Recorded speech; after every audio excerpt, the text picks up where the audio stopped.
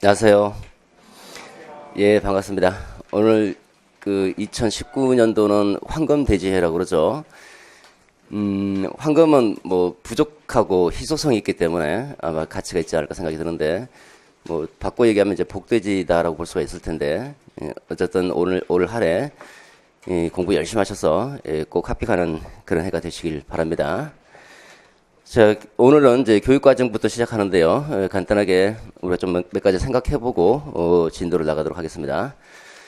먼저 문제의식인데, 우리가 이제 어쨌든 짧은 시간 안에 합격하는 것이 최대한 우리의 목표이기 때문에 어떻게 이제 공부를 하고 무엇을 어떻게 공부할 것인가가 이제 중요한 부분이라고 생각이 드는데, 이 교육과정, 그러니까 교육학과 관련해서는 뭐 여러 가지 책들도 많겠지만, 일단 중요한 거는 이제 시험에 적합하도록 내용을 선정하고 또 가장 효율적인 방법으로 공부해 나가는 것이 가장 타당하지 않을까 생각이 드는데요. 우리가 이제 뭐로 가도 서울만 가면 된다라는 그런 말이 있는데, 뭐로 가도 서울만 가는 것이 아니라 어떻게 하면 이제 가장 짧은 시간에 서울로 갈 것인가, 이게 더 중요하다고 생각이 들고요. 수험 기간, 우리 임용시험 합격이라 하는 게 뭐 2년, 3년 또는 그 이상 걸릴 수도 있겠지만, 가능하면 1년 안에 단축해서 효율적으로 공부하고 짧은 시간 안에 합격할 수 있다면 그 길을 선택하는 것이 바람직하지 않을까 생각이 들고요. 그러면 이제 그 짧은 기간 안에 합격하려면 어떻게 할 것인가, 이게 이제 우리의 중요한 관심사항인데, 일단은 어떻게 시험 출제 경향과 시험에 맞춰서 공부하는 것이 가장 좋은 방법이겠죠. 교육학 논술이라고 하는 것은 이제 교육학적인 개념과 이론들을 토대로 해서 논리적으로 서술하는 것인데, 논리적으로 서술할 때 그 많은 내용을 알고 있다고 꼭 잘 쓰는 건 절대로 아니거든요. 우리가 이제 쓸 수 있는 분량은 작은 논점 하나당 한 문장에서 한 많아봤자 두 문장 또는 세 문장 정도밖에 못 씁니다. 그러면 첫 번째는 사례가 나오면 그 사례에 적용을 하고 여러분들이 알고 있는 지식을 인출해서 답안을 작성하게 되는데, 이 사례가 나오면 그 사례를 이해하고 어떤 지식과 개념이 요구되는지를 파악한 다음에 논술로 표현해야 되니까, 일단 공부의 첫 번째 출발점은 이해입니다. 이해를 하시고 그 다음에 이해한 바를 정리하지 않으면 논술로 표현할 수가 없어요. 그리고 객관식 시험 같은 경우는 이제 이해만 해도 뭐 오지선다 중에서 하나를 선택하면 쉽게 공부를 할 수 있는데, 논술은 이해하는 것으로 그쳐서는 절대로 좋은 답안을 받을 수가 없죠. 짧은 시간 안에 빨리 써야 되기 때문에 정리가 필수적으로 요구됩니다. 그래서 공부에는 제가 볼 때는 이해와 정리가 굉장히 중요한 부분이고, 이해를 했으면 정리를 할 때도 많은 것을 하려고 해서는 절대로 곤란하고, 답안에 쓸 분량만큼만 딱 그것만 정리하고 넘어가는 것이 중요한데, 이 두 가지 이해와 정리가 있을 때 짧은 시간 안에 효율적으로 목표에 도달할 수 있지 않을까 생각이 듭니다. 그러면 이제 이해와 정리가 됐으면 그 다음에 여러분들이 이제 해야 될 일은 그걸 계속 암기하고 인출하고, 어쨌든 시험 공부의 과정이 인풋의 과정을 한다면 시험은 아웃풋의 측면을 요구하고 있기 때문에 조금 괴롭지만 인풋과 아웃풋을 계속 해주셔야 되는 거죠. 이해와 정리는 제가 담당할 몫이고, 암기와 인출은 여러분들이 담당할 몫입니다. 그래서 여러분들하고 저와 같이 협업해서 짧은 시간 안에 합격할 수 있도록 그렇게 공부를 했으면 좋겠고요. 정리는 따로 하실 필요가 없어요. 저는 약간 떠먹여주는 식이 있거든요. 이렇게 딱 갖다 받쳐줍니다. 그러면 먹어야 되는데 안 먹으시려고 하는 분들이 계십니다. 원래 이제 스스로 찾아서 해야 되는데, 여러분들이 스스로 찾아서 하게 되면 그만큼 시간이 오래 걸립니다. 우리 강의를 듣는 이유는 짧은 시간 안에 빨리 이 지식을 습득하고 빠른 길을 가자라는 그런 차원에서 강의를 듣는 거잖아요. 그럼 강의를 하는 사람의 주된 방향은 가능하면 빨리 이 목적지에 도달할 수 있도록 조력해주는 데 있다 한다면, 제가 할 일은 이제 이해를 시켜드리고 여러분들이 암기해야 될 사항을 필수 핵심 요소들을 잘 정리해서 잘 먹을 수 있도록 이렇게 떠먹여 주는 거죠. 암기도 잘할 수 있도록 가끔 이제 암기 방법도 이제 제시를 합니다. 이렇게 옆에서 도와드리면 잘 먹을 수 있도록 암기하시고 또 수시로 인출해 주시고 그렇게 해 주셔야 됩니다. 오늘 자료 잠깐 보시면, 오늘 자료에 그 키워드 쏙쏙이라 하는 것이 있죠. 이 교육과정 파트가 지금 이게 한 20페이지 정도 되는데 이거로 끝나는 거예요, 그냥. 얼마나 간단합니까? 딱 정리가 돼 있잖아요. 물론 이거를 우리가 이제 1, 2월이기 때문에 다 나가는 건 아니에요. 다 나갈 때가는 처음 하시는 분들이 뭐 뒤로 잡아주시더라고요. 너무 힘들다고. 그래서 1, 2월 기본 이론반은 기본적이고 가장 중요한 것들을 중심으로 수업을 진행해 나가고 3, 4월에는 이제 이 책에 있는 모든 것들 전부 다 싹 다 뒤지는 건데 공부도 물론 강약을 조절해서 하는 것이 필요하죠. 중요한 거는 좀 깊게 파고 덜 중요한 거는 좀 가볍게 넘어가고 여러분들은 이제 혼자 공부하시면 이게 중요한지 덜 중요한지 분간이 잘 못합니다. 근데 제가 중요하다라고 말씀드리면 반드시 깊게 파셔야 되고 덜 중요한 거는 좀 조금 가볍게 넘어가시고 이렇게 해주셔야 되고요. 지금 이제 저 요즘 굉장히 바빠요. 바쁜 이유가 시험 끝나고 나서 뭐 자소서 지금 받으려겠는데 정신이 없습니다. 그냥 저는 뭐 그렇게 많은 분들이 자소서를 보낼 줄을 생각을 못했어요. 그래서 어제도 새벽까지 계속 자소서 받으리고 잠도 별로 못 자고 그렇습니다. 조금 상태가 조금 안 좋은 것 같은데 그 다음에 이제 오늘 월요일이죠. 월요일, 화요일, 내일부터 또 정신없이 지내야 돼요. 내일 수, 목, 금. 그 다음 주 또 월화 수업하고 또 수목 이렇게 해서 또 개별 면접을 받으려고 돼 있거든요. 이 신청자가 한 100수십 명이 되는 것 같은데, 그분들 개별 면접 받으려고 하니까 지금 정신이 내가 작년에 한번 해봤는데, 너무너무 힘들어요. 여기 문 닫을 때까지 나와서 하는데도, 쉬는 시간도 없이 이렇게 하는데도 빠듯하더라고요. 그러니 앞으로 한 2주 정도는 저도 엄청 힘들 것 같다는 생각이 들고, 그런데, 아마 여러분들 작년에 이제 여기 이제 뭐 면접 나오시는 분들은 대부분 이제 직강 하시는 분들이 대부분 나와요. 왜냐면 이제 직강 오시는 분들이 대부분 가까운 데 계시는 분들이기 때문에, 작년 우리 1호반, 여러분들이 1호반하고 합치면 수강생 수가 꽤 많은데, 작년에 하고 재작년하고 이렇게 비춰보면 제가 생각할 때는 한 60% 이상은 여기서 합격하시는 것 같아요. 그러니까 여러분들이 이 안에서 전공만 잘해주시면 교육학은 저한테 맡기시면 60% 이상은 합격한다고 저는 생각이 들고 초수생도 많이 합격하시더라고요. 그러니까 제가 떠먹여 주는 거니까 잘 받아 드십시오. 근데 참 아쉬운 것 중에 하나가 중요하다고 말씀드리고 나중에 작년에도 마찬가지지만 작년에 2019학년도도 그렇고 2018학년도도 마찬가지고요. 쟁점 목록 나중에 저 쟁점 목록해서 또 체크해드리거든요.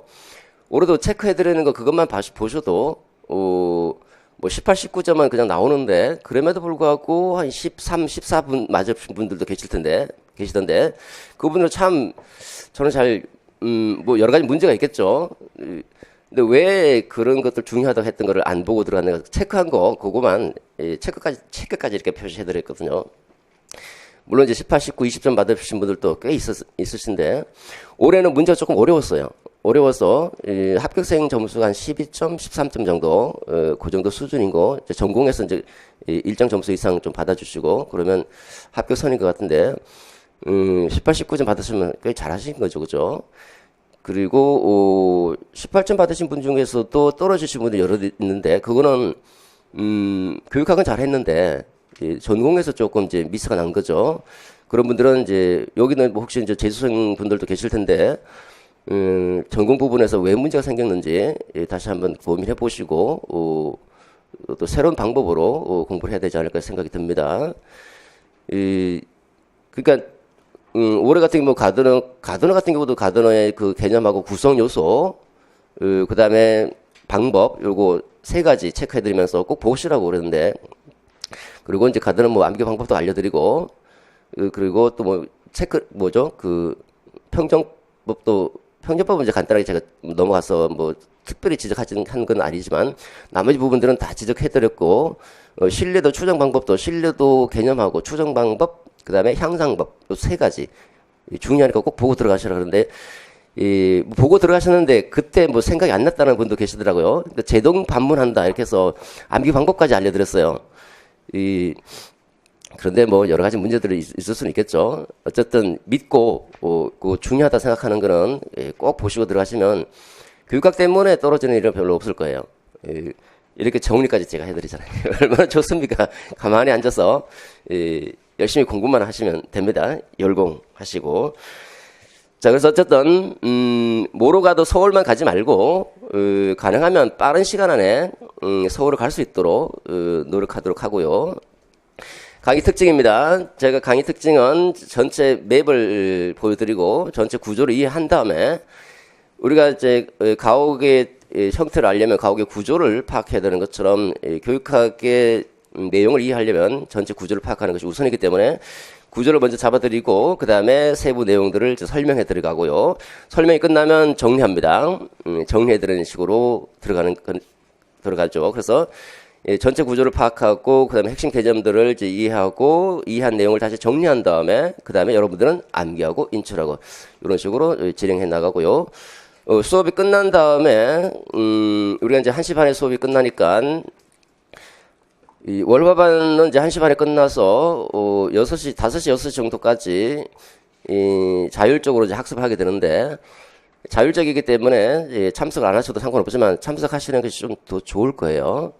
참석하셔서 그날 배운 거를 그날 복습하고 집에 돌아갈 수 있도록 하고 저한테 암기 테스트를 받고 집에 돌아가시면 됩니다. 암기 테스트가 한 번에 통과되시는 분도 계시고 여러 번 여러 번 검사를 받으신 분들도 계십니다. 그리고 이제 오늘 저 자료 보시면 합격 뭐 카드라고 하는 거 있죠, 그죠? 요거는 이제 인강생은 필요 없는데 이제 직강생들은 여기에 보시면 이제 팀별 암기라고 되어 있죠, 맨 밑에. 요 팀별 암기는 이제 팀 스터디를 조직하는 거예요. 스터디를 하시는 분들은 요거 신청한다.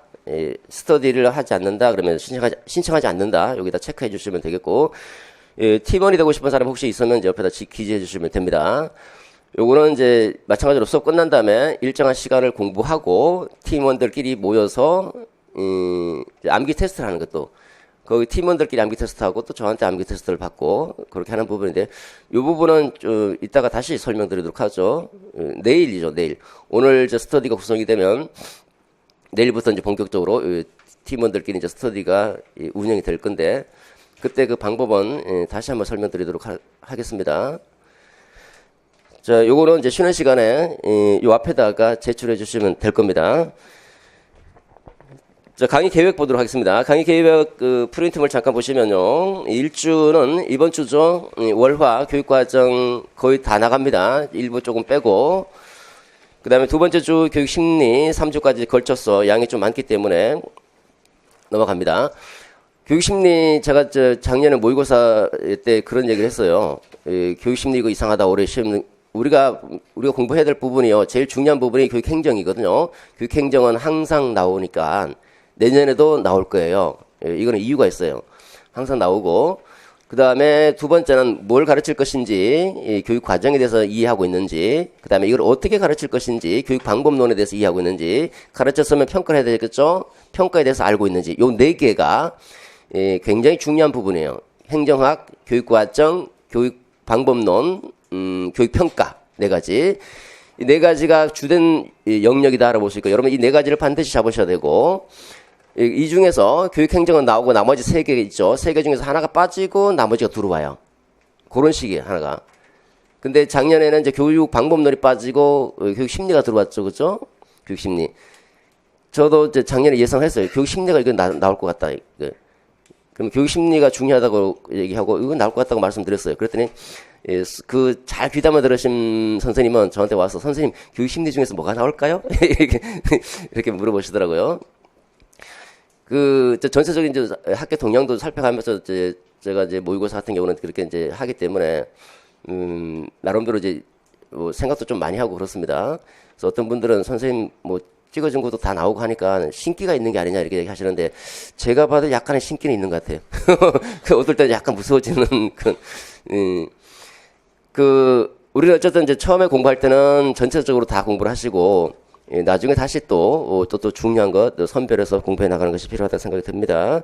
그 다음에 설 연휴가 있죠. 설 연휴 한 주는, 전체적으로 저는 강의해도 상관없는데, 여러분들 중에서 또 어디 이제 다녀오시는 분들도 계시고 해서, 이때는 또 여기 학원에서도 별로 안 좋아요. 또 학원에서도 쉬어야 되니까 그 주는 쉬고 이렇게 되면 이제 8주인데 3월 첫째 주까지 넘어가더라고요. 3월 첫째 주까지 강의를 진행한다고 생각하시고 3월 첫째 주에 혹시 이제 학교가 개강해서 학교 다니시는 분들 계시면 1월 반 분들 봤더니 학교 다니시는 분들도 계시더라고요. 1월 반은 저는 1월 반은 별로 추천하지 않아요. 왜냐면 여러분들 학습은 분산 학습이거든요. 하루에 몰아서 그 이틀치를 월화 이틀치를 하루에 몰아서 공부한다. 공부가 좀 돼 있는 분들은 괜찮지만 안 돼 있는 분들은 굉장히 어렵습니다. 어제 수업을 해봤더니 굉장히 어려워하시더라고요. 어떤 분은 이제 그분은 5명이 한꺼번에 오셨더라고요. 연대 무슨 간호학과 졸업했다 그러면서 졸업한 게 아니라 이제 재학생이래요. 그래서 왜 1월 반 듣고 초수라고 그러길래 왜 1월 반 듣느냐고 했더니 학교 다녀야 된다고 그러더라고요. 이런 특별한 경우라든지 또 원거리에 있는 계신 분들이 아니면 여러분들 같이 이렇게 월화로 하시는 게 훨씬 좋아요. 그렇게 저는 개인적으로 그렇게 생각하고요. 분산해서. 그리고 월요일에 공부한 거 있죠? 그날 끝내요. 우리 1시 반에 끝나니까 그날 끝내고 6시 정도까지 끝내고 식사하시고 그다음에 뭐예요? 전공 공부하시는 거예요, 그냥. 화요일도 또 그렇게 하시고 그다음 평일에 수목금은 공부하실 때 교육학부터 먼저 하세요. 교육학 뭐 1-2시간 정도 먼저 봐주시고 그 다음에 전공 공부 이렇게 해서 물론 이제 1-2시간 이상 정도 보셔야 될 분도 계실 거예요. 월화 했던 거 계속 반복으로 공부해 주시면 됩니다. 예습을 해야 되는가? 예습은 하면 물론 좋죠. 근데 처음 의지는 좋을지만 나중에 가보시면 예습 못해요. 여러분 전공도 어마어마하잖아요. 양이. 그죠? 교육학도 양이 많고. 그래서 예습하고 싶으면 그냥 개괄적으로 쭉 목차 정도 이렇게 쭉 훑어오시고 굳이 예습하지 마시고 그냥 복습하는 데만 초점을 맞추셔도 좋다라고 생각을 해봅니다. 그래서 어쨌든 설 연휴 휴강하고 첫째 주까지 3월 첫째 주까지 이제 강의를 진행합니다. 자, 그 다음에, 거기 이제 그 블로그 카페가 있는데, 카페 이제 가입하셔서, 질문하셔도 좋고요. 그리고 질문은 이제 수업 끝난 다음에 질문하셔도 좋고, 카페나 여기 이제 그 온라인 티지 스파 있죠. 거기 게시판을 이용하셔도 좋고요. 저는 시간 나는 대로 바로바로 항상 이제 보면서 답변 드리기 때문에, 바쁘지 않은 한은 그날 중에 거의 다 처리가 돼요, 답변이. 그래서 바로 답변을 받아보실 수 있고 또 특별히 뭐 바쁜 경우는 좀 하루 이틀 정도 걸릴 수도 있지만 그렇지 않은 경우는 바로바로 답변해 드리니까 질문해 주시면 됩니다. 그 다음에 인강생 첨삭 안내가 있는데 인강생 부분에 해당되는 부분이죠. 인강생 부분은 거기 카페에 가입해서 여러분들은 이제 수강하시는 분들은 그 우수회원 등급 란이 따로 있거든요. 거기다 바로 등급해 달라고 하시면 됩니다. 그러면 정회원이 아니라 우수회원으로 여기 있죠. 관리자가 따로 있는데 그분이 등급해 드리실 겁니다. 그래서 여러분들이나 인강생들 새로 우수회원 등급 게시판을 이용해서 등급하시면 특히 인강생분들은 이제 별도로 1, 2월 교육학 논술 연습이라고 하는 게시판이 만들어지는데 여기에 과제를 작성해서 제출해 주시면 첨삭을 합니다. 첨삭의 중요성은 7월부터예요. 1, 2월은 그렇게 중요한 부분은 아니에요. 1, 2월은 그날 외웠던 거 이제 단독 과제형으로 요런 이제 과제가 나와 있죠. 어디? 과제 나와 있죠? 예, 요거 배웠던 거 오늘 여기 진도 아마 못 나갈 수도 있고요. 나가게 되면 내일 제출해 주시면 되고요. 그리고 내일 제출해 주시면 이제 그날 바로 남아 계신 분들은 바로 첨삭해서 바로 드립니다. 예, 그리고 개별적으로 이제 그 질문도 하고 그러는데 뭐 일찍 가셔야 되는 분들은 이제 다음 주에 이제 나눠드리고 그렇게 하죠. 그래서 만약 오늘 못 나가면 이제 내일 해서 그 다음 주에 제출해 주시면 되겠고요. 그날 공부한 거 반드시 외워서 써서 제출해 주시기 바랍니다. 공부를 하신 다음에 외운 다음에 써보는 거예요. 그러니까 첨삭할 거리가 별로 없어요. 왜냐하면 바로 외워서 바로 쓰는 거니까 쓰실 때 뭐 백워드 여기 보시면 백워드 설계 모형의 장단점 각각 2개 설명하라 그러면요. 백워드 설계 모형이 뭔지 간단하게 한 문장 정도 개관해 주시고 두 번째 장점을 제시하면 첫째 뭐라 둘째 뭐라 반면 단점은 첫째 뭐라 둘째 뭐라 그 다음에 뒤에 거 쓰지 마세요. 그 다음에 쓰지 마시고 여기까지 딱 필요한 말만 이렇게 딱 써서 제출해 주시면 됩니다. 항목화해서 첫째 둘째 항목화해서 쓰시면 채점하기 상당히 편하고 그렇게 하셔야 되는 거고요. 그다음에 이제 7, 8월 정도 가보면 그때는 진짜 모의고사로 진행이 되기 때문에 이 2페이지를 쓰죠. 그때부터 진짜 이제 본격적인 이 논술이고 첨삭이고 또 논술 강의도 그때 본격적으로 하게 됩니다. 논술 때문에 어렵다 이런 말은 절대 못할 거예요. 저런 수업 같이 하시면. 그때부터 본격적으로 논술 다 잡아드리고 하기 때문에 몰라서 못 쓰는 거지. 이 논술 때문에 논술 쓰기가 어려워서 글 쓰기가 어려워서 잘 안 된다. 이런 말은 별로 못할 거예요. 서론 쓰고 뭐 결론 쓰고 너무너무 쉽습니다. 자, 그 다음에 그래서 인강생 분들은 이렇게 이름과 전공을 기재해서 올려주시면 되겠습니다. 마음가짐입니다. 어떤 마음으로 공부를 해야 될 것인가? 여러분들 인강생 분들은 굉장히 규칙적인 것이 중요하고 여러분들은 규칙이 정해져 있죠, 그죠? 월화 딱 나와야 된다는 거. 학습은 반복입니다. 무조건 반복밖에 없습니다. 반복 학습이야말로 우리가 살 길이고 왜 반복 학습을 해야 되는가? 너무너무 많기 때문에 그렇다. 마치 밑 빠진 독에 물 붓는 것처럼 너무너무 양이 많아서 지금은 우리가 뭐 시작도 아직 안 했지만 굉장히 많습니다. 그래서 밑 빠진 독에 물 붓는 것처럼 굉장히 양이 많아서 계속적으로 반복 학습하지 않으면 금방 잊어버려요. 금방. 참 지식이 이렇게 휘발성이 높은가 할 정도로 돌아서면 잊어버립니다. 희한하게. 그래서 반복 학습을 해주시고요. 제 수업 스타일도 반복 학습이에요. 계속 반복합니다. 1월, 1, 2, 3, 4월까지 이론 끝나면 그다음부터 뭐 5, 6월에도 또 똑같은 내용 또 해드리고 모의고사 때도 마찬가지예요. 모의고사 때도 보면 우리는 일반적으로 보면 모의고사 문제 풀고 그 모의고사의 논점에 대해서 해설하고 이렇게 끝나잖아요. 그죠? 또 별도로 또 다시 정리해드립니다. 또. 그래서 계속 끝날 때까지 반복하니까 어떤 분들은 그렇게 말씀하시더라고요. 반복 시스템이다. 그래서 제가 그 연간 강의 계획표에 반복 시스템이다. 이렇게 써놨었는데 그래서 계속 반복해 주셔야 된다는 거고. 두 번째는 그 여러분 반복 한번 생각해 보십시오. 월화 했던 거 화수목금 계속 반복하는 거예요.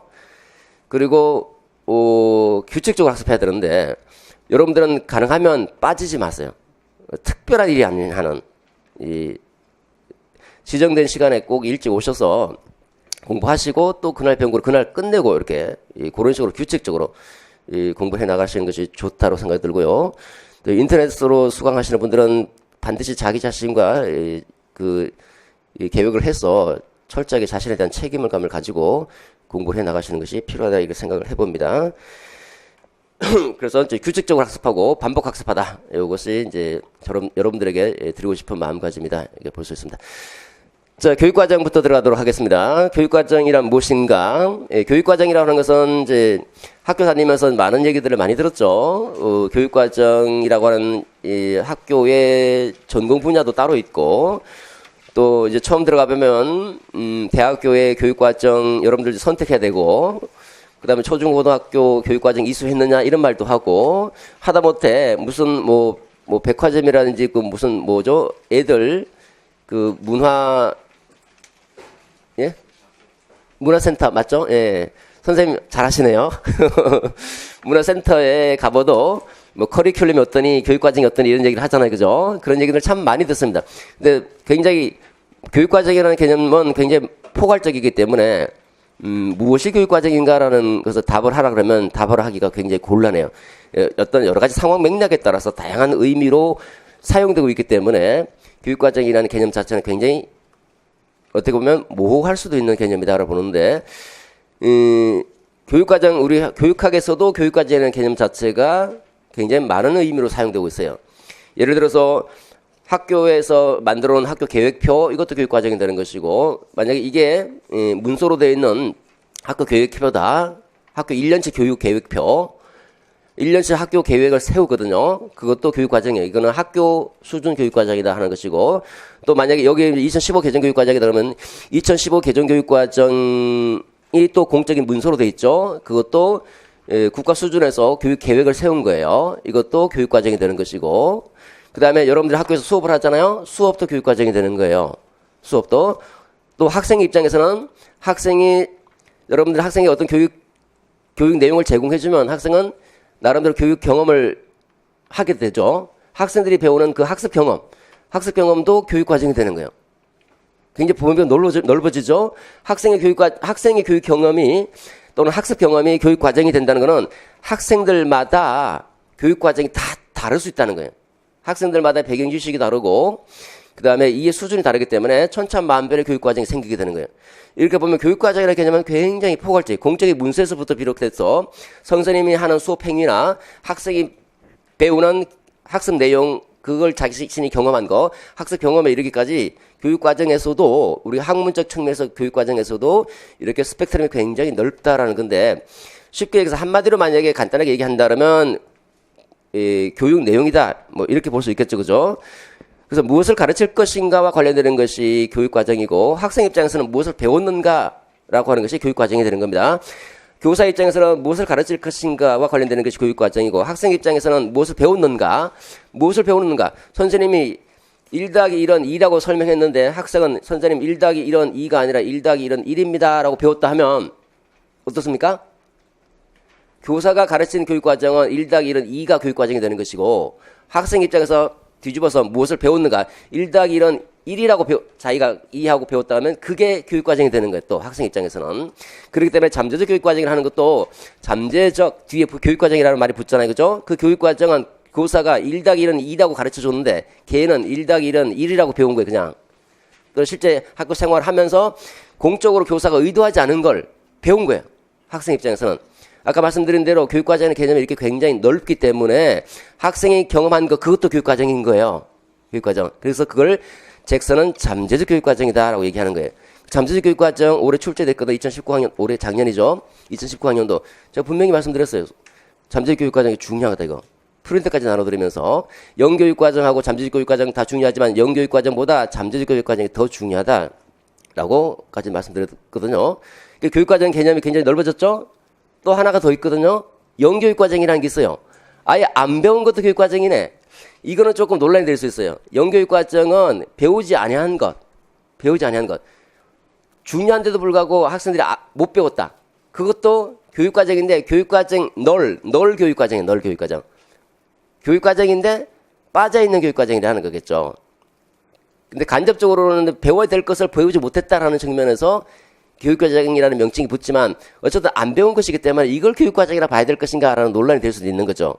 근데 한편 뒤집어서 보면 배워야 될 것을 못 배운 것이니까 배웠다는 면에서 보면 교육과정인데 못 배운 거니까 영 아니냐. 그래서 영교육과정 이렇게 명칭이 붙여지게 되는 거죠.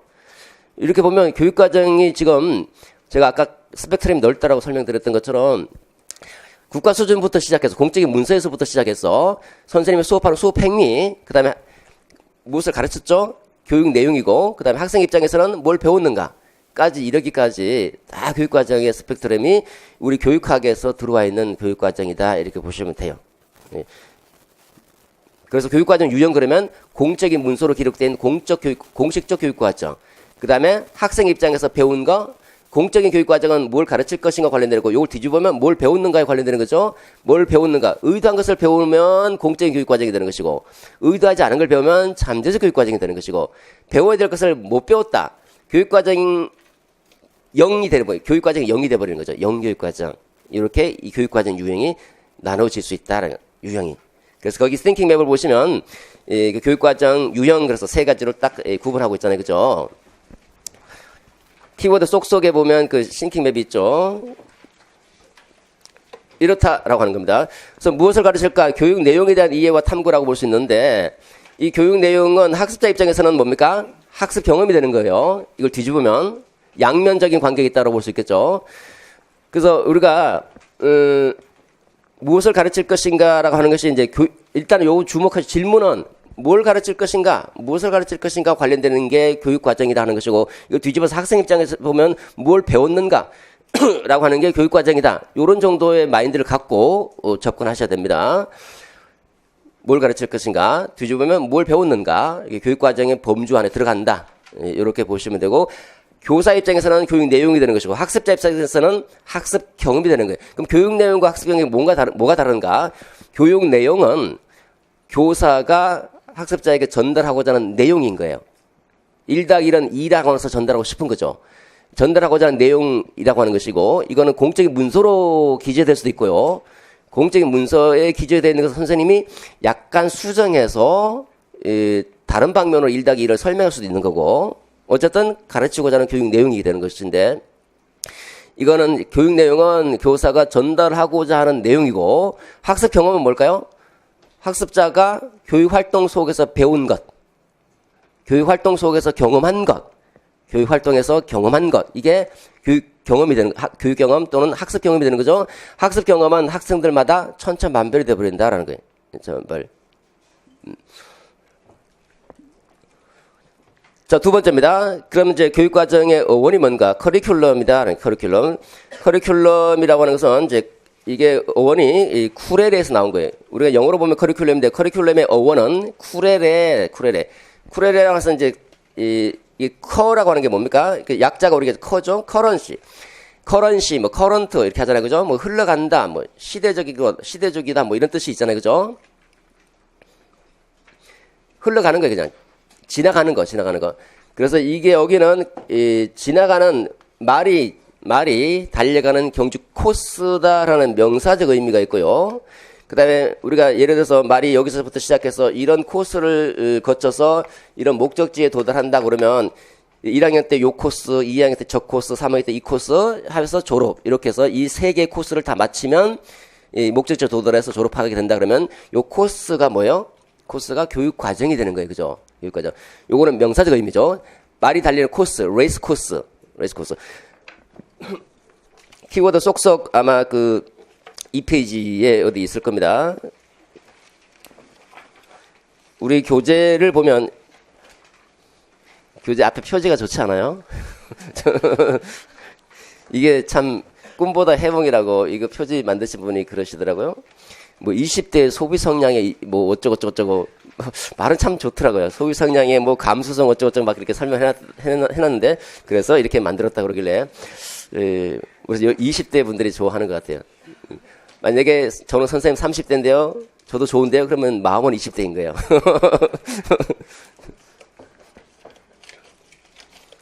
자, 거기 이제 책에 보시면 이제 18페이지에 있죠. 그죠? 그 박스. 요거는 봐두셔야 되는데 명사적 의미가 있고요. 두 번째, 전체 설명 먼저 드릴게요. 이게 경주 코스. 다른 말로 하면 이제 말이 달리는 경주 코스, 레이스 코스이기 때문에 이거를 교육적인 측면에서 본다 그러면 교수 요목이 되는 거죠. 요거 10개 과목 이수하고 그다음에 10개 과목 이수하고 10개 과목 이수하고 이게 교수 요목이에요. 교수 요목. 그다음에 동사적 의미가 있는데 동사적 의미는 말이 이렇게 달려가면서 실제로 뭘 체험하고 뭘 경험하는가와 관련되는 거예요. 뭘 체험하고 뭘 경험하는가. 체험과 경험하면서 나름대로 의미를 형성해 나가는 그 과정, 코스 itself, 코스 그 자체, 과정을 동사적 의미에서 이 쿠렐이라고 하는데 우리가 주목해야 될 부분은 이거죠, 이거. 명사적 의미가 아니라 명사적 의미는 이미 만들어진 거예요, 이미.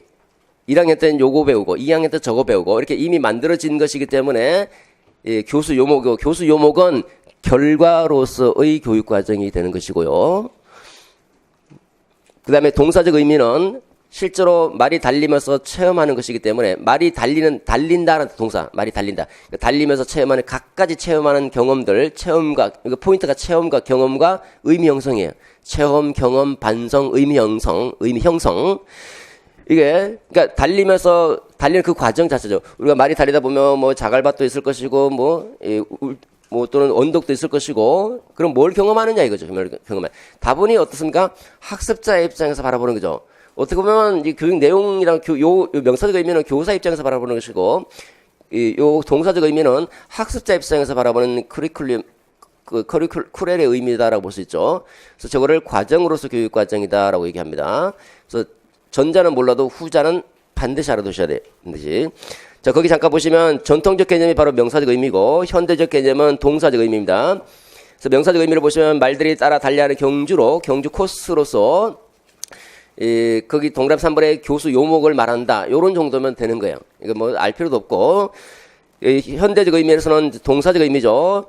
말이 정해져 길을 가면서 달리면서 하는 체험 과정, 경험을 통한 의미 형성 과정 그 자체, 코스 그 자체다라는 거예요. 코스 그 자체. 그래서 학습자들이 학습 활동을 통해서 겪게 되는 체험과 경험, 반성, 그것을 통한 의미 형성의 과정, 그 과정 자체를 교육과정이다라는 것이고, 이거는 과정으로서의 교육과정을 말한다. 예, 이건 파이너와 관계되는 부분입니다. 파이너가 쿠렐에 복귀해야 된다 이런 얘기를 하거든요. 뒤에 나옵니다. 그래서 그것과 관련 지어서 이 의미를 알아두셔야 됩니다. 요거 하나 정도 지금까지 한 내용 중에서는, 자, 교육과정은 요거는 이해 차원이고, 암기해야 될 거는 요거 정도 암기하시면 되겠습니다. 자, 아까 제가 간단하게 말씀드렸던 것처럼 무엇을 가르칠 것인가가 교육과정의 근본적인 질문이며, 교육과정이란 무엇인가 질문은 무엇을 가르칠 것인가와 관련된 질문이 근본적인 질문이고, 무엇을 가르치기 위해서 우리가 내용을 생각하지 아니할 수 없죠. 자, 무엇을 가르칠 것인가와 관련되죠. 그러니까 여러분들 뭘 가르치려면 개발을 해야 되잖아요. 그죠? 그래서 첫 번째, 교육과정을 크게 세 가지 범주로 나눠볼 수 있는데, 첫 번째는 교육과정 개발이에요. 뭘 가르치려면 이제 개발해야 되죠. 이 교육과정 내용을 개발하고, 어떤 목적을 위해서 어떤 내용을 개발하고, 어떻게 가르치고, 어떻게 평가할 것인지 이걸 개발해야 되니까, 이 교육과정 개발이 우선적이죠. 교육과정을 개발했으면 그다음 두 번째 그 개발의 형태 어떤 형태가 있는가? 두 번째가 교육과정의 유형 어떤 형태가 있는가? 자, 공적으로 우리가 개발해 놓은 게 공적인 교육과정이에요. 공적인 교육과정. 그리고 공적인 문서로 만들어 놓은 것을 공식적 교육과정이다라는 거고, 이거는 학생들이 뭘 가르칠 것인가의 대답이다라고 볼 수 있겠죠. 교과를 가르쳐야 된다, 경험을 가르쳐야 된다, 인간을 가르쳐야 된다, 역량을 가르쳐야 된다. 그런 공적인 나름대로 문서로 만들어 놓은 교육 계획, 이걸 가르쳐야 된다라는 거고, 두 번째 뭘 가르쳐야 될 것인가 했더니, 두 번째 유형은 뭘 가르쳤는데 다른 걸 배웠더라는 거죠. 의도하지 않은 다른 걸 배운 거. 이건 학습자 입장에서 다분히 학습자 입장에서 교육과정의 형태다라고 볼 수 있겠죠. 잠재적 교육과정이다라는 것이고, 가르쳐야 되는데 그럼에도 불구하고 가르치지 아니한 것이 있어서 학생들이 배우지 못한 것도 있더라. 교육과정이긴 한데 영교육과정. 이 세 가지 형태로 구분해 볼 수 있겠죠. 이걸 교육과정 형태 또는 층위, 유형 해서 세 가지 범주로 나눠볼 수 있고, 그 다음에 교육과정이 이제 만들어졌고 이런 형태가 있으면 그 형태를 실제로 운영해야 되죠. 실제 운영해야 되는 부분을 우리가 교육과정의 실제다라는 거. 교육과정 실제, 교육과정이 만들어져 있는 교육과정, 이 만들어진 교육과정을 그대로 이행해야 된다라는 입장이 있는가 하면, 교사가 수업하는 행위도 교육과정이기 때문에 교사가 그 공적인 문서를 약간 수정하고 재구성해서 수업하는 것도 교육과정이 되는 거죠. 교육과정 운영의 묘라고 볼 수 있죠. 그 다음에 교육과정을 참고로 두고 학생과 교사가 만들어가는 교육 경험도 학생 입장에서 볼 때는 또 교육 경험이 되는 것이니까, 이것도 교육과정 실행의 관점에서 이렇게 실행할 수도 있다라고 하는 것도 있는 거예요. 그래서 크게 보면 어떻게 실행하는 부분하고, 그 다음에 실행하기 전에 어떤 형태가 있고, 형태 전에 어떻게 개발할 것인가, 이렇게 크게 세 가지 범주로 교육과정을 유목화해 볼 수 있다라는 거예요. 예. 그래서 세 가지 범주로 교육과정 전체 프레임을 짜보시고, 자, 개발입니다. 그러면 우리가 개발하려면 아무래도 이제 여러 가지 절차가 있겠죠, 그죠? 절차를 보시면 먼저 목표를 설정한 다음에 그 목표 달성에 필요한 내용을 선정하고 조직하고 교수 학습을 전개하고 평가하는 것은 일련의 이런 절차를 통해서 교육과정이 만들어지게 되죠. 만들어지는 것, 이거는 현대적 차원에서 교육과정 개발 절차이고, 이 절차가 나오기 전에 개발 모형부터 먼저 나왔거든요.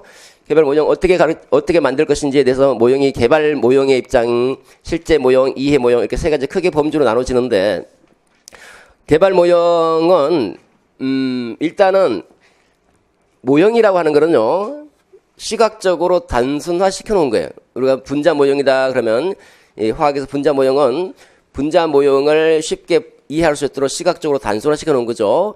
마찬가지로 타일러의 합리적 모형은 교육과정을 어떻게 개발할 것인지에 대해서 합리적인 절차를 단순화시켜서 보여주고 있어요. 어떻게 보여주는가? 교육 목표 설정하라, 학습 경험을 선정하라, 선정된 학습 경험을 조직하라, 그리고 평가하라. 이거 네 단계로 가장 단순화시켜서 시각적으로 제시하고 있죠. 그래서 모형이 되는 거예요. 모형. 이게 우리가 교육과정이라고 하는 것은 1918년도에 보비트라고 하는 학자가 있는데, 이 보비트가 처음으로 교육과정 더 커리큘럼이라는 책을 처음으로 세상에 소개하면서 교육과정이 학문적 분야의 첫 선두주자가 된 거예요. 그래서 학문 분야의 시초를 마련한 사람이 이제 보비트다라고. 보비트는 교육행정학 교수예요. 교육행정학 교수. 교육행정학 교수인 보비트가 교육과정의 학문 분야를 열어준 거야. 그러니까 교육과정 그 공부하시는 선생님들은 보비트를 감사하게 생각해야 되죠. 아버지, 교육과정학의 아버지, 교육과정을 열어준 사람이니까. 교육행정학 교수인 보비트는 어떻게 더 커리큘럼이라는 교육과정이라는 책을 쓸 수 있었는가? 보비트는 시카고 대학의 교수예요. 시카고 대학 교수인 보비트가 누구한테 영향을 받느냐면 이게 교육행정학 교수잖아요. 교육행정학에 또 나와 이 사람은 테일러라고 하는 사람이 있는데 테일러는 교육행정학에서 과학적 관리론을 주창한 사람이에요. 과학적 관리론. 공장 노동자 출신인 테일러가 보기에는 노동자들이 업무를 제대로 수행하지 않고 놀고 또 노동자들도 너무 많더라는 거예요. 그래서 이 노동자를 좀 과학적으로 관리하자. 노동자들의 과학적 관리, 업무를 과학적으로 관리하면 조직의 생산성이 높아질 것이다. 라는 게. 교육행정학은요, 조직이론입니다. 조직이론. 한마디로 말하면 교육행정이 뭐냐? 조직이론이다. 조직. 조직의 생산성을 어떻게 높일 것인가와 관련해서 테일러는 과학적 관리론을 주장하고 과학적 관리론이 뭔가? 노동자의 업무를 과학적으로 관리하면 조직의 생산성이 높아지고 능률성이 높아진다 이렇게 얘기를 하는 거예요. 그럼 어떻게 하면 과학적으로 관리하는데 그건 나중에 다시 말씀드리고 어떻게 해서 과학적으로 관리하자. 그 과학적 관리론의 영향을 받아서 보비트가 학교를 공장에 비유하고 학생을 재료에 비유하고 교사를 노동자에 비유하고 그래서 이 하나의 완제품을 만들어내는 거 그걸 교육의 목표로 삼고 그래서 이제 교육과정을 만들어내 다시 다음에 조금 더 구체적으로 말씀드리겠습니다. 이렇게 해서 만들어진 거죠. 그 처음에 우리가 1918년이니까 지금 2019년이잖아요. 교육과정 100년사를 넘어가고 있죠. 그죠? 교육과정 역사가 이제 100년을 조금 넘어가고 있는데 그 100년사이기 때문에 전에부터 계속 교육과정 나오게 될 수밖에 없는 거예요. 이 작년에 100년사 그 학회에서도 축하 그런 행사도 많이 했고 그러니까 작년, 재작년 3년째 계속 연속으로 나오는 거예요. 계속. 우리가 뭔가 다른 학문 분야에서 100년을 했다는 것은 굉장히 역사적으로 의미 있는 해니까 그 해를 기점으로 해서 계속 중요하니까 교육과정은 올해까지는 빠지지 않았었어요. 내년도 그 여파가 있으면 내년도도 나올 수도 있고. 아까 말씀드렸죠? 교육과정, 교육행정, 교육과정, 교육방법론, 어떻게 평가할 것인가, 평가. 네 가지가 중요하죠? 그 다음에 행정 빼고 이 세 개 중에서 하나가 빠지고 하나가 들어오잖아요. 그죠?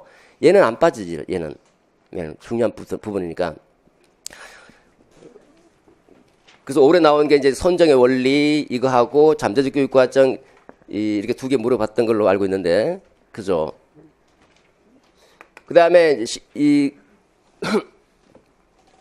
교육과정 역사를 좀 이따 다시 살펴드리도록 하죠. 이 보비터의 제자가 누구냐? 보비터의 제자가 타일러. 이 사람의 제자가 타일러. 타일러가 보비터의 제자고 타일러가 1949년도에 그 이제 뒤에 나옵니다. 뒤에 뭐 굳이 적을 필요는 없을 것 같은데 교육과정과 수업의 기본 원리라는 책을 만들어내. 원리, 기본 원리. 교육과정과 수업의 기본 원리. 물론 이 사람이 만든 건 아니에요. 구체적인 얘기는 다시 그때 말씀드리도록 하고 교육과정과 수업의 기본 원리라는 책을 만들어내고 여기가 이제 교육과정의 체계적 이론의 시발점이 되는 거예요. 이론의. 이제 교육과정을 어떻게 개발할 것인가, 이 사람은 교육과정을 어떻게 개발할 것인가에 대해서 체계적인 이론, 원리잖아, 원리.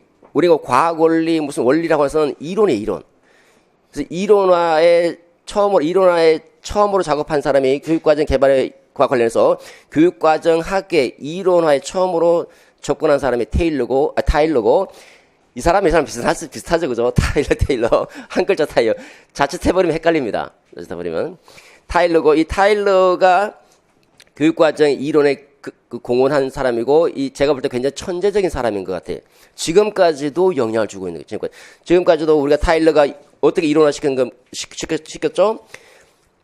교육 목표 설정에, 그다음에 학습 경험 선정에, 학습 경험 조직해, 평가해. 이게 그대로 현대적으로 이어지고 있잖아요. 이렇게 교육 목표 설정에 학습 경험을 이제 우리는 교육 내용이라는 말을 바꾸고 선정해, 조직해, 평가해 이렇게 이어지고 있잖아요. 그죠? 지금까지도 이어지고 있고 출제만 해도 벌써 2번씩이나 출제되죠. 가장 중요한 사람이 기본 중에 기본인 이 사람은 출제도 벌써 2번씩이나 됐고 그래서 이 사람의 이론을 이제 처방적 이론이다라는데 그 구체적인 내용은 다시 전체 잡아드릴 때, 아마 한두 시간 뒤에 아마 잡아드릴 것 같은데 그때 전체적인 교육과정 전체 쭉 프레임을 다시 한번 잡아드리도록 하겠습니다. 그래서 이 사람의 이제 그 제자가 또 있죠. 제자가 또 타바예요, 타바. 이쪽으로 넘어가면 안 되죠.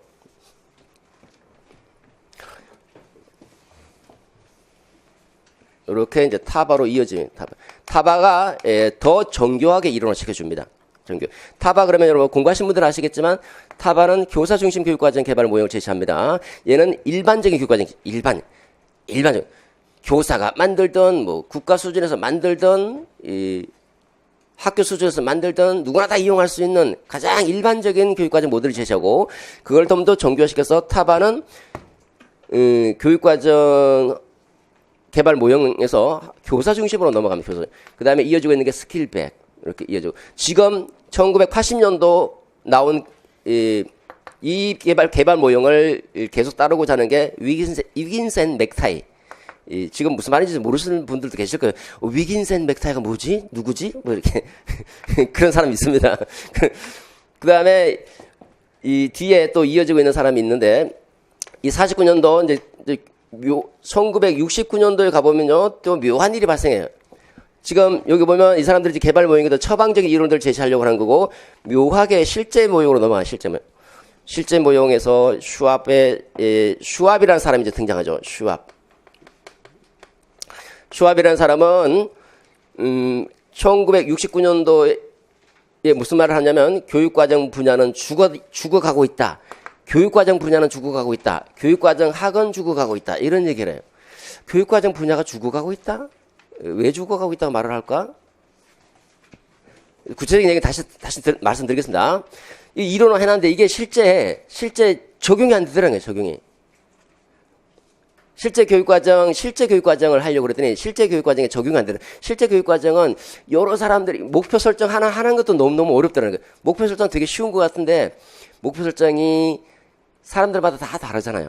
누구는 무슨 국어 하나의 교육과정 만든다 하더라도 한글을 주장하는 사람이 있고 한문을 주장하는 사람이 있고 이 수기 과정이 요구된다는 거예요. 수기라는 말을 처음 써서 수기라는 말. 이게 수기라는 말이 어디서 나오는가? 이게 다시 1957년도로 거슬러 가는데 1957년도에 엄청난 사건이 발생하죠.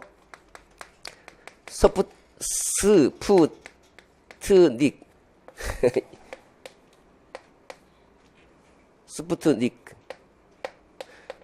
동반자라는 뜻을 갖고 있는 이 인공위성을 소련이 처음으로 쏘아 올립니다. 미국이 발칵 뒤집힙니다. 발칵 뒤집히면서 이제 과학 전공자들, 이게 과학 교육과정을 새로 짜자. 과학 교육과정. 그래서 뭐 화학 교수, 생물학 교수, 화학, 물리학, 뭐 생물학 교수 이런 사람들이 참여하는데 이 슈왑이 누구냐면 시카고 대학의 생물학 교수예요. 생물학 교수. 시카고 학파들이 잡고 있잖아요, 그죠? 시카고 대학 옛날에는 별 볼 일 없는 대학이었어요. 근데 나중에 이제 교육 철학할 때 말씀드리지만 이게 한 몇 년 만에 그 엄청난 변화를 일으킵니다. 나중에 이제 교육 철학할 때 그때 다시 말씀드리도록 하죠. 그래서 그래서 굉장히 메이저 대학으로 바뀌어 버립니다. 학교 자체가. 어쨌든 슈왑이라는 사람이 등장하고 이 슈왑은 누구냐면 타일러의 동료이자 친구예요. 동료이자 친구인데 타일러와 같은 길을 가다가 이게 아니구나. 타일러와 이제 생각을 달리해버리죠. 생각을 달리하면서 실제적 측면에서 교육과정이 어떻게 개발되고 있는지를 묘사, 디스크립트, 서술을 해주겠다. 서술. 수기 과정이 요구된다는 것을 중심으로 해서 서술해 줍니다. 지금 개관만 하고 있는 거예요. 그 다음에 이 수기를 다시 체계화시킨 사람이 워커는 교육과정 개발 과정을 자연스럽게 묘사해준다. 그래서 자기 스스로 나 교육과정 명칭을 자연주의적 교육과정 개발 모형이라고 불러다오. 그래서 자연주의적 교육과정 개발 모형이 나오고 여기서도 수기가 강조되니까 수기를 좀 더 체계화시킨 사람이니까 별칭으로 수기 모형이다 이렇게 얘기를 해요. 시험에 앞서서 한번 출제가 됐죠. 2018학년도 여기 분명히 강조했어요. 이거를. 이거 강조한 사람 거의 없었을 거예요. 워커는 자기 스스로 자연주의적 모형이다 이렇게 불러달라고 하고요. 왜 자연스러운 교육과정이 어떻게 개발되고 있는지 그 과정을 자연스러운 과정을 묘사해주고 있다라는 거 써서 근데 사람들은 야, 너 수기 강조하잖아. 그러니까 수기 모형이라 불러줄게. 이렇게 별칭을 붙였죠. 그래서 출제자 의도는 자연주의적 모형, 저 말을 써주기를 원하는데 별칭으로 수기가 있으니까 수기도 다 맛있게 해줄 수밖에 없는 거예요. 그런 형태였었습니다. 명칭 저게 뭐가 중요하다고 명칭을 쓰라고 할까요? 당연히 중요하죠. 이 사람은 자연주의적 모형이라고 불러달라고 했으니까. 근데 출제자 보기에는 수기 모형이라고 별칭으로 불려지고 있으니까 수기 모형이라 대부분 많이 썼을 거예요. 저한테 배우신 분은 자연주의적 모형이라고 썼을 것이고, 근데 답을 안 해줄 수는 없을 거네요. 그죠? 그 정답 처리했었죠. 그래서 워커.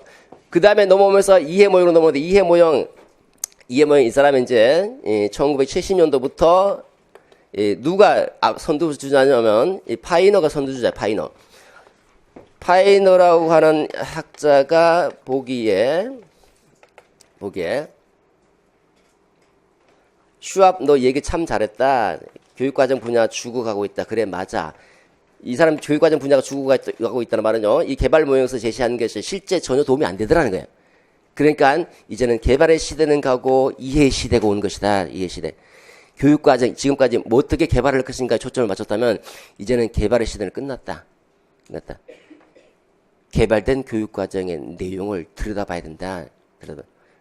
내용을 들여다보고 이게 어떤 내용들로 되어 있는지 들여다봐야 된다는 거예요. 그래서 파이너 같은 사람은 이건 크게 보면 파이너 같은 사람은 여기 앞에 있는 사람, 요 타일러와 같은 처방적인 이론을 제시한 이론을 전통주의다라고 하고, 요렇게 요 과도기에 있는 실제 모형을 제시한 사람을 개념 경험주의자다라고 칭하고, 나 같은 사람은 교육과정 개발된 그 교육과정 내용에 이해에 초점을 맞춘 사람을 재개념주의자다 이렇게 이 사람이 이렇게 칭하면서 이렇게 쫙 분류를 해줘요. 쫙 순서적으로. 그래서 이렇게 순서적으로 이렇게 분류가 됐죠. 이 사람은 나중에 이제 가세한 거고요. 그 다음에 여기는 두 가지가 있는데 처음에 너무 자세가 들어갔나? 학습자의 초점을 맞추는 경우가 있고요. 두 번째는 교육과 사회에 초점을 맞추는 경우가 있어요. 학습자의 초점을 맞춘 사람이 파이너. 학습자의 경험에 초점을 맞춰요. 교육 내용을 들여다봤더니 이게 학습자의 경험과 관련되어 있는가 없는가 이걸 따지는 거예요. 그래서 실존적 측면에서 재개념을 하려고 하는 사람이 파이너고, 이 뒤에 따라오는 사람이 아이즈너. 그 다음에 애플 같은 사람은 교육과 사회 관계에 초점을 맞춰요. 교육과정의 내용을 들여다봤더니 이거 지배계급의 이데올로기가 여기 반영되어 있네 라고 해요. 이건 신교육 사회과 또 맥락을 같이 하게 되는데 이런 식으로 전개가 되고 있더라는 거예요. 그래서 이렇게 보면 일단은 우리가 조금 주목해야 될 부분은 이 부분은 필요가 없는데 이거는 왜 필요가 없냐? 어차피 타일러에서 다 나오는 거예요. 거니까 타일러를 중심으로 보시면 되는데 이거는 기본 중에 기본이죠. 선생님 두 개 다 출제됐잖아요. 그죠? 출제됐지만 그렇지만 또 알아둘 필요가 있는 거예요. 매우 중요하다라고 하는 것은 아니에요. 이제는 더 이상. 그렇지만 타일러는 우리가 타일러를 모르고서는 교육과정을 논할 수가 없는 거예요. 알아둬야 돼요. 이 모형을 첫 번째 체계적으로 교육과정을 이론화시킨 사람이에요. 교육과정의 학문 분야를 열어준 사람은 보비토고, 이 사람은 열어준다는 의미가 있고, 이거를 체계적으로 이론화시킨 사람이 타일러이기 때문에 타일러를 모르고서는 교육과정을 논할 수가 없어요. 그만큼 중요하대. 그래서 두 번씩이나 이렇게 출제되고 있고요. 그 다음에 타바하고 스킬백은 조금 중요성이 조금 떨어지는데, 그래도 좀 여전히 중요한 부분입니다. 이거는. 이 중에서 우리가 가장 강점을 둬야 될 것은 위긴센 맥타이 백워드 설계 모형이다. 이거 한번 출제됐어요. 출제됐는데도 중요하냐? 예, 중요합니다. 왜? 2015 개정 교육과정이 백워드 설계 모형과 직접적으로 관련되어 있기 때문에 그렇잖아요. 그래서 백워드 설계 모형은 학습자의 이해를 강조해요. 이해를 강조하기 때문에 2015 개정 교육과정을 이해 중심 교육과정이다라고도 얘기해요. 이해 중심 교육과정이다라고 얘기합니다. 지금 무슨 말인지 잘 모르실 수도 있을 거예요. 내용 들어가면 또 그래서 그랬구나 이렇게 이 말 자체도 처음 들어보시는 분들은 이 사람 말하기도 어렵잖아요. 위긴스 앤 맥타이 어렵잖아요, 그죠? 그 다음에 슈압 별볼 어렵고요. 워커도 한번 출제됐죠. 요거는 그냥 살짝 넘어가셔도 좋을 것 같고. 근데 공부는 해두셔야 되는데. 넘어가셔도 좀 크게 부담이 없는 부분. 그러니까 부담이 없는 부분은 그냥 가볍게.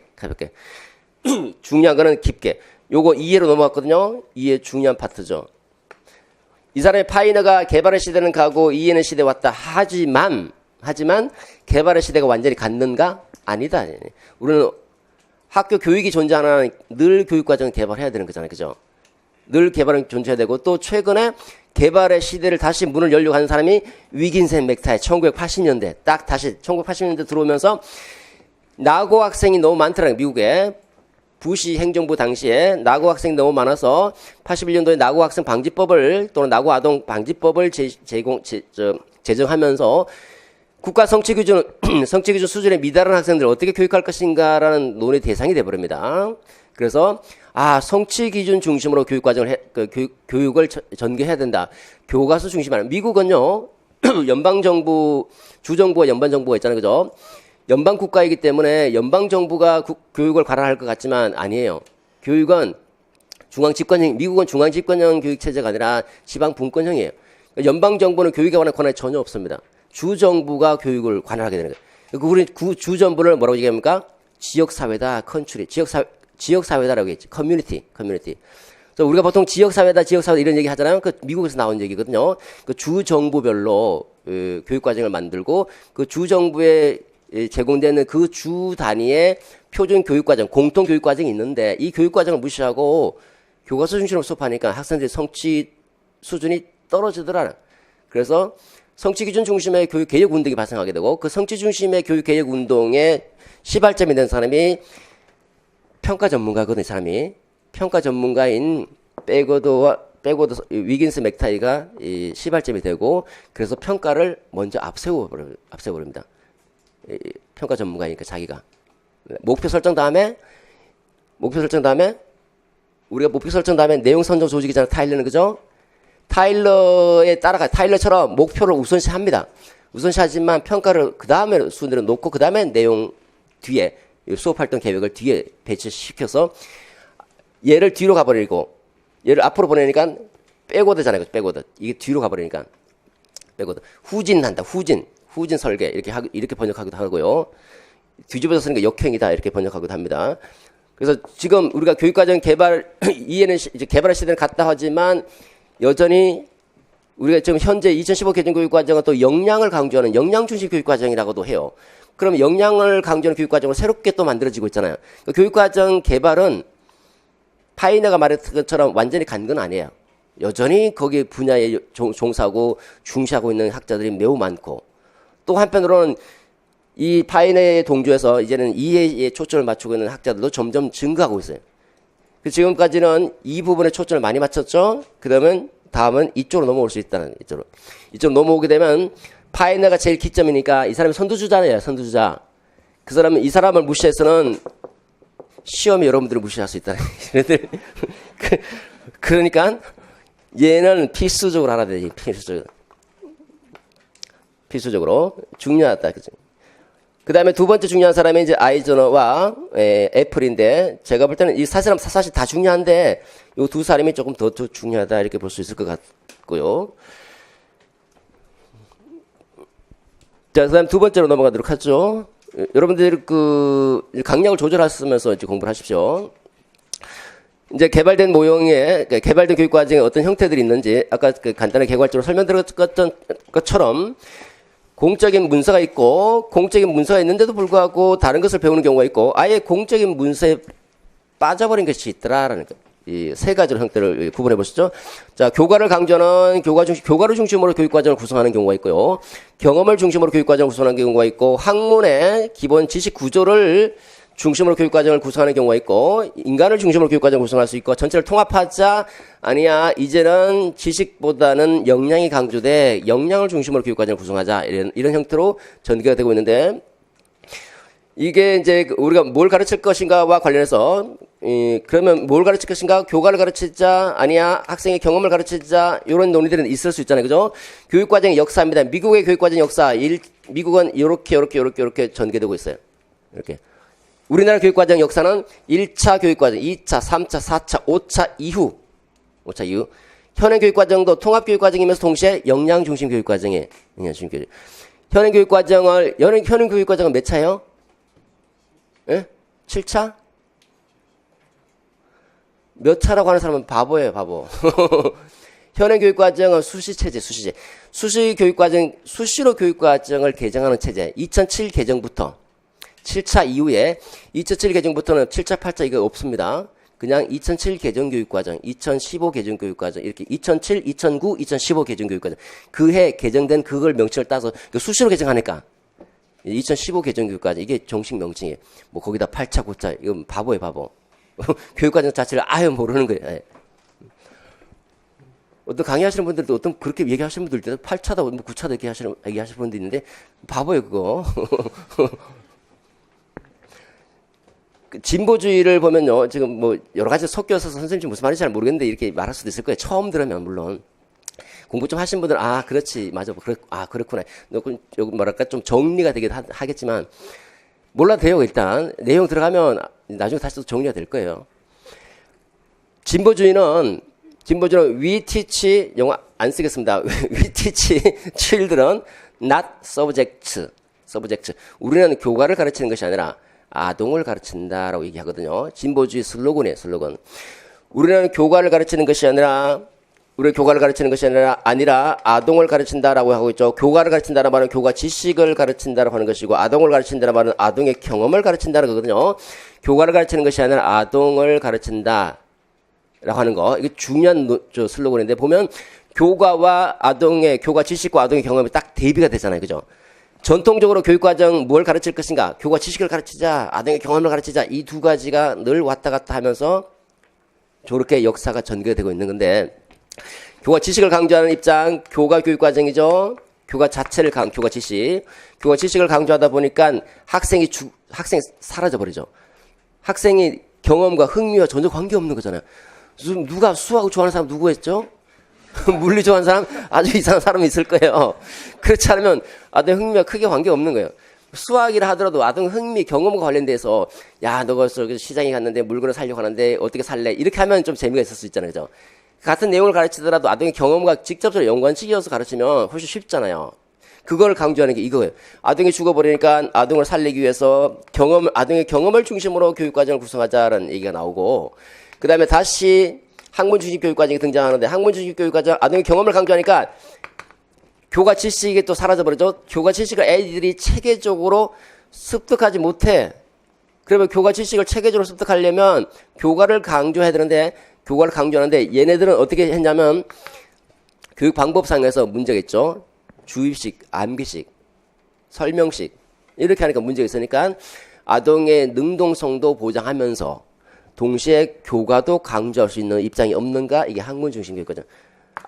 학문에 많은 지식을 가르치는 것이 아니라 학문의 가장 기본 뼈대, 개념과 원리를 중심으로 가르치는데 이거를 아이들이 스스로 발견하도록 하면 능동적으로 학습을 하면서 교과 지식도 강조할 수 있지 않느냐는 게. 다분히 교과 지식을 강조하고 있는 부분인데, 어쨌든 학문 중심 교육과정, 학문이 이제 아이들이 스스로 개념과 원리를 발견해야 되니까 지적인 측면에 지나치게 치중하잖아요. 그죠?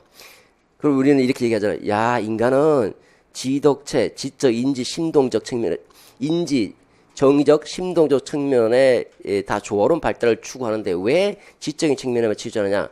인간을 만들어야 돼, 인간을. 정의적 측면을 소홀히 하고 있으니까 다시 인간 중심 교육과정이 나오게 되는 거예요. 인간 중심 교육과정도 뭘 강조해요? 경험을 강조해요. 경험을. 이때부터 이제 교육과정 폭이 넓어집니다. 인간 중심 교육과정. 인간 형성에 기여할 수 있는 모든 경험. 아이들이 생활하면서 겪게 되는 모든 경험들이 다 교육과정이 되어버린 거예요. 아이들이 뭔가 배웠다. 배우게 해주는 거, 그 모든 게 다 교육과정. 그러면 예를 들어서 지금 우리가 PPT 때문에 불을 꼈지만 형광등에서 반짝반짝거려서 아이들이 신경질적인 것을 배웠다. 그럼 저 형광등이 교육과정이 되는 거예요. 형광등이 나한테 뭔가를 준 거고, 책상 높이가 너무 높아서 너무 심리적으로 뭐 불만 이런 걸 배웠다. 이것도 배운 거잖아요, 그죠? 이 책상도 교육과정이 되어버린 거예요. 일단 학생들이 경험하는 모든 것들, 그걸 다 교육과정으로 삼겠다 하는 게 인간 중심 교육과정이거든요. 그래서 여기 보면 인간 중심 교육과정과 경험 중심 교육과정은 둘 다 공통점이 뭐예요? 경험을 교육과정으로 삼는다. 얘네들의 공통점은 지식을 교육과정으로 삼는다. 다음 중 경험을 중심으로 교육과정을 구성하고자 하는 이론, 교육과정 유형 두 개 쓰라. 경험 중심 교육과정, 인간 중심 교육과정. 다만 두 개의 경험의 성격은 다르다. 앞에 거는 교사가 지도하는 경험이고, 이는 학생들이 배우는 모든 경험. 교사의 의도나, 얘는 의도한 거고, 얘는 의도한 거는 물론이고, 의도하지 아니한 것도 다 교육과정이다. 이렇게. 교육과정 좀 잡힙니까? 하여튼 교사는 뭘 가르칠 것인가? 아이들은 뭘 배우는가? 그 다음에 얘를 통합하자라는 게 통합교육과정이고, 그 다음에 이제 최고는 이제 2015 개정교육과정을 필두로 해서 나온 게 이제 역량중심 교육과정이죠. 역량중심. 이 역량중심 교육과정이 뭔가 이 세부적인 내용 그때 다시 설명드리도록 하고요. 이렇게 해서 이렇게 보면 이제 이게 우리가 살아가고 있는 세대는 이제는 학습자 중심으로 많이 전환되고 있잖아요. 그죠? 학습자 중심으로 전환되는 거는 여기 보시면 얘는 다분히 교사 중심이에요. 다분히. 얘는 학습자 중심이죠. 학습 중심. 역량도 학습자 역량을 강조하는 겁니다. 이런 부분이 중요한 부분이죠. 그죠? 근데 인간 중심 교육 과정의 이론적인 배경이 약하기 때문에 좀 중요성은 좀 조금 떨어집니다. 그렇지만 보셔야 되는 부분이 이것도. 왜? 학습자 중심적인 측면이니까. 학문 중심 교육 과정은 어떻습니까? 2015 개정교육과정 이해를 강조하잖아요. 개념과 원리에 대한 이해. 이걸 강조합니다. 개념과 원리에 대한 이해. 개념과 원리를 강조하는 교육과정은 학문 중심 교육과정이잖아요. 그죠? 이것도 또 학습자 중심이기도 해요. 왜? 학습자 스스로 발견하도록 하는 거니까. 그러면 얘네들은 우리가 얘는 약간 무시할 수 있어요. 얘는 나올 가능성이 약해. 굉장히 약합니다. 얘네들은 무시하면 안 돼요. 근데 얘는 한번 출제가 됐거든요. 경험 중심 교육과정. 경험 중심 교육과정이 출제됐을 때 뭐라고 얘기하냐. 어떤 분은 그런 얘기 하더라고요. 이 시대가 어딘데 경험 중심 교육과정이 출제하느냐. 시대가 어떤 시대긴. 학습자 중심의 시대니까 당연히 중요하잖아요. 그죠? 그래서 뭔가 잘못 판단하고 있는 거죠. 이거 빼고, 이제 나왔으니까 조금 덜 중요합니다. 그 다음에 학문 중심 교육과정 이것도 교수 방법론에서 출제를 해버린 거예요. 브루노의 발견학습. 발견학습 한번 출제했거든요. 그러면 교육과정으로 넘어오면 학문 중심 교육과정은 여전히 중요한 파트다. 그 다음에 인간 중심도 중요하지만 얘보다는 조금 덜 중요하고요. 그 다음에 통합도 중요하고 역량 중심 중요. 이 두 가지가 더 중요하다 이렇게 볼 수 있습니다. 그 다음에 잠재적 교육과정 한번 출제가 됐죠. 올해 작년에 2019학년도 출제됐는데 또 중요한가? 예, 중요합니다. 아직 나올 게 있는데 지금 학계에서 논의가 되고 있는 부분이 안 나오고 그냥 개념 정도만 물어봤어요. 그냥. 예, 그러게 잭슨이 문을 열었죠. 문 연 사람부터 먼저 물어봐요. 잭슨부터 물어봤죠. 그 다음 뒤에 따라오고 있는 애플이라든지 이런 사람들 아직도 안 물어봤거든요. 그게 최근에 이슈화되고 있는 거는 잭슨 그 다음 이후에 따라오고 있는 신교육 사회학의 부류들 이런 사람들의 잠재적 교육 과정에 논의를 반영을 못했죠. 출제 아직까지는. 그렇기 때문에 걔가 반영된다는 거, 걔가 반영될 수도 있다. 그래서 그런 부분에서 다시 한번 보셔야 되고 영교육 과정도 중요하죠. 중요하다. 개념 정도 뭐 숙지해 보시면 되겠고요. 자, 잠재적 교육 과정 출제됐다고 작년에 출제됐지만 무시하지 말라는 겁니다. 다음 실제입니다. 자, 이제 교육과정을 개발했고 뭐 경험중 교육과정 운영하던 역량중심 교육과정 운영하던 어떻게 운영할 것인가 관련되는 부분인데 여기서 우리가 또 주목해야 될 부분에서 두 가지인데 교육과정 누가 결정하는가?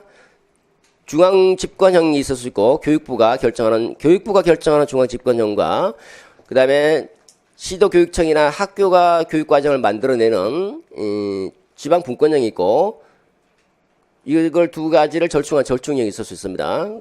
그런 정도는 조금 봐두셔야 되고, 그 다음에 이제 주목은 이거죠. 이제 이 교육과정 실행의 가장 중심적인 부분이 이겁니다. 스나이드 등의 교육과정 실행의 관점, 아까 간단하게 말씀드렸던 것처럼 만들어진 교육과정을 그대로 실행해야 된다. 아니야, 교사가 재구성할 수도 있어. 재구성한 것도 교육과정이잖아요. 실행. 그 다음에 아니야, 교사와 학생이 함께 만들어가는 거. 이것도 교육과정이 될 수 있어. 라고 하는 게 이거예요.